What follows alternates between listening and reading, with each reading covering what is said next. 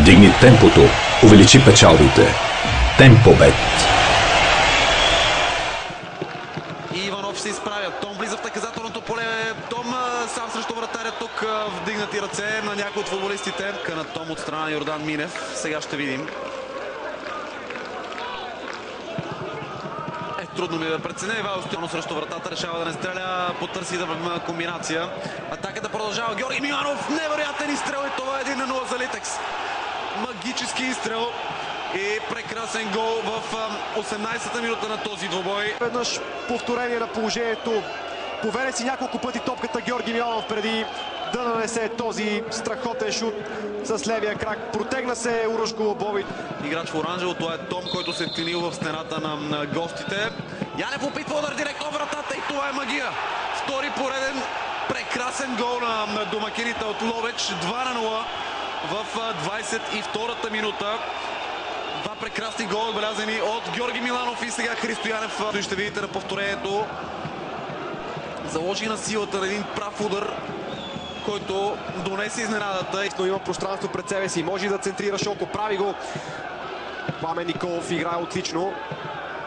След това удар от воле. Топката за малко да изненада неприятно Евгений Александров. Вратата си с най-добрата защита. Сега обаче получиха само 2 за 20 минути. Прекрасна възможност да бъде върнато едното попадение и това ще бъде факт. Неубедителна намеса на Евгений Александров и Марселиньо връща интригата в 27-та минута и принуди Евгений Александров да е доста несигурен. Ниско отправи топката, но право във вратаря. Сериозният разкрат. И отново Том. Остро влизане в краката му на Мирослав Иванов, който се изнерви от предишната ситуация и за това реагира при това положение по този начин. Жълт картон в ръката на Ивайло Стоянов. Много неприятни сцени сега.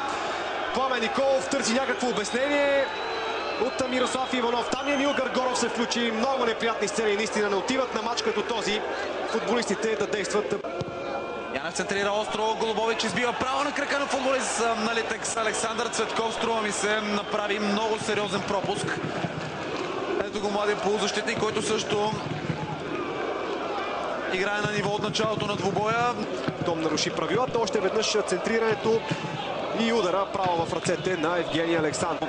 Белца на това нарушение. Янев центрира много остро. Там поредица от играчи се разминават и това е греда. Кои футболисти продължават двубоя. Има възможност да шутира. Станислав Генчев направи го. Получи се нещо като подаване. Към Илия Миланов. Центрира на Миланов. Удар с глава на Том. Не успя да насочи бразилеца топката и да продължи пътя и към мрежата на Лудогорец. Иначе атаката бе повече от добра. Води пространство в дясно за свой съотборник. Христо Янев иска топката, шутира от движение в ауто. Чудесни предпоставки за контрадействие на Литекс. Христо Янев чака подаване. Именно към него е пратена тази топка. Янев! Това е невероятно.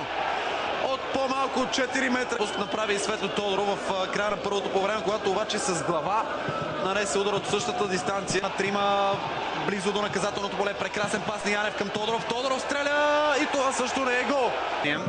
Със сигурност добре се разбират Любо Пенев и Робер Флорес, а тук феноменална грешка на Крум Стоилов, за който току-що не говорихме, защото видяхме, че няма абсолютно никаква засадка от Крум Стоилов. И тази причисляваме към графата на спорните. Тук обаче може би по-скоро е прав. Ясно е, че Минев ще прати топката именно там. Играч на Литекс свали перфектно за Александър Барт.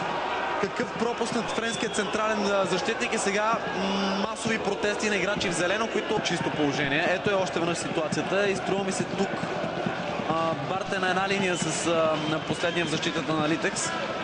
Каквото и да е решението на страничния рефери, каквито да са били неговите мотиви. И ето, Литекс печели. Литекс се върна на пътя на победата след изстрадана, но заслужена победа над Лудогорец Разград с 2-1.